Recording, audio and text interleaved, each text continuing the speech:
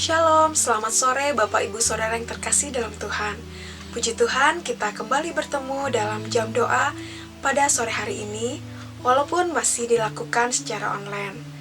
Mari kita akan mengawali di dalam doa. Bapa yang bertahta dalam kerajaan surga, kami ucap syukur untuk kasih setia Tuhan dalam setiap kehidupan kami. Tuhan, sore hari ini kami mau bersama-sama untuk menaikkan doa-doa kami. Tetapi sebelumnya kami juga akan mendengarkan sebagian dari firman-Mu. Tuhan, kiranya Engkau menolong setiap kami, memimpin setiap kami, supaya kami tetap berserah, supaya firman yang boleh kami terima menjadikan berkat bagi setiap kami, dan kami semakin setia mengiring Engkau. Tuhan, kami serahkan jam doa kami ke dalam pimpinan Tuhan. Hanya di dalam nama Tuhan Yesus Kristus, kami ucap syukur dan berdoa. Amin.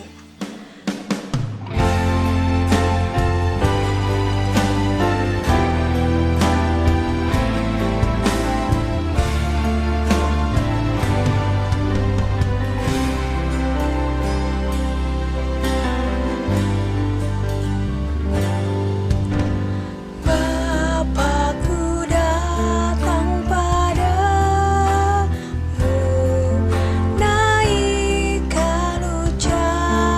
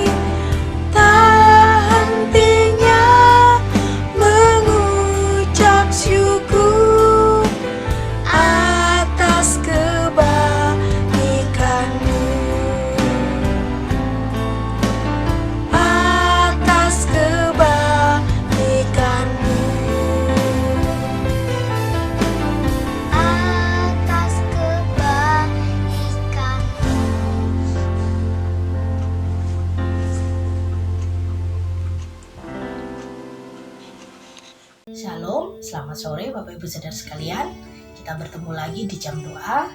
Mari kita merenungkan bagian firman Tuhan yang diambil dari Kisah Ayub 23 ayat 10-14. Saya akan membacakannya. Karena ia tahu jalan hidupku, seandainya ia menguji aku akan timbul seperti emas, kakiku tetap mengikuti jejaknya, aku menuruti jalannya dan tidak menyimpang. Perintah dari bibirnya tidak kulanggar, dalam sanubariku kusimpan ucapan mulutnya. Tetapi ia tidak pernah berubah, siapa dapat menghalangi dia? Apa yang dikehendakinya dilaksanakannya juga. Karena ia akan menyelesaikan apa yang ditetapkan atasku, dan banyak lagi hal yang serupa itu dimaksudkannya. Bapak Ibu Saudara sekalian, ada satu kisah seorang raja dan pelayan yang pergi untuk berburu di hutan.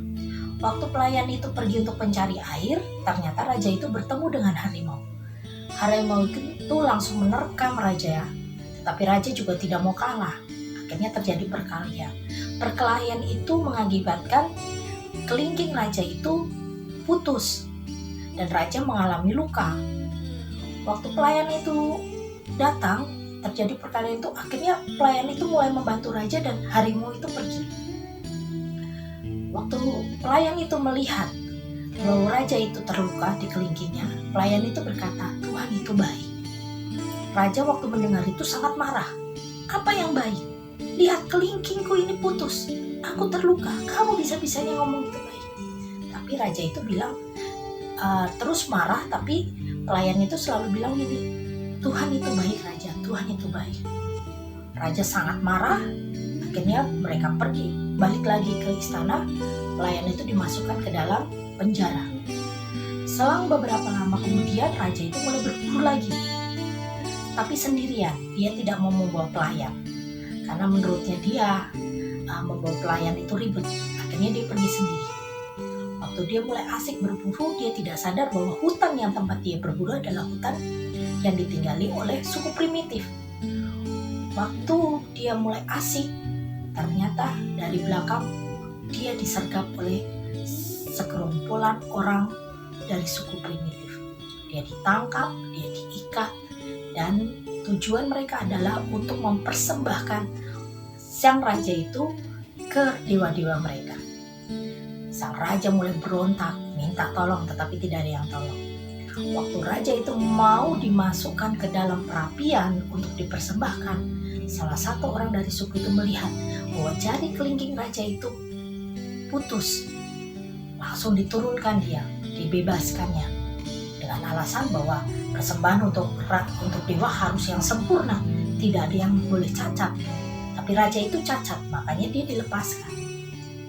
Dari situlah si raja ingat perkataan pelayannya, bahwa Tuhan itu baik.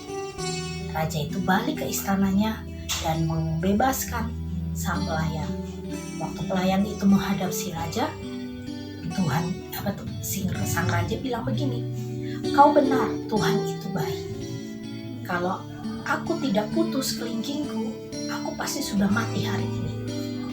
Tetapi sang pelayan juga bilang, Tuhan itu juga baik buat saya loh, raja. Dari mana kebaikan Tuhan baik sama kamu? Kamu kan saya masukin penjara. Mengapa kau masih bisa bilang bahwa Tuhan itu baik? Sang pelayan bilang, kalau saya tidak dimasukkan dalam penjara, saya pasti akan diajak raja untuk pergi ke hutan itu.